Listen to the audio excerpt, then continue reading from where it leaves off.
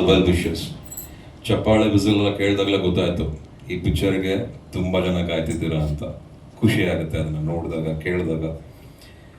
Picture ಬಗ್ಗೆ ಒಂದು ಪುಟ್ಟ ಕತೆ. ನನ್ನ ಮೀಟ್ ಮಾಡೋಕ್ಕೆ ಅಂತ ಬಂದರು ಟೀಮು. ಒಂದು ವಾಯ್ಸ್ ಓವರ್ ಬೇಕು ಪಿಕ್ಚರ್ಗೆ ಅಂತ ಹೇಳಿದ್ರು.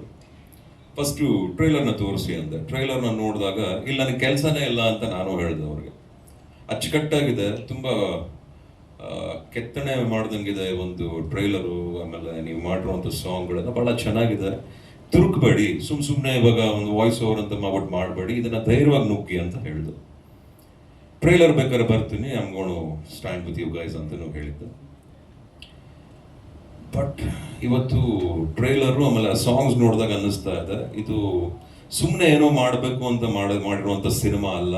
ಬಹಳ ಪ್ರೀತಿಯಿಂದ, ಶ್ರದ್ಧೆಯಿಂದ, ಕಷ್ಟಪಟ್ಟು ಒಂದು ಪ್ಲ್ಯಾನ್ಡ್ ಆಗಿ ಮಾಡಿದ್ದಾರೆ ಈ ಟೀಮ್ ಅಂತ ಹೇಳಲಿಕ್ಕೆ ಇಷ್ಟಪಡ್ತೀನಿ. ಪ್ರತಿಯೊಬ್ಬರು ಪ್ರತಿಯೊಬ್ಬರು ತುಂಬ ಚೆನ್ನಾಗಿ ಕಾಣಿಸ್ತಾ ಇದ್ದಾರೆ.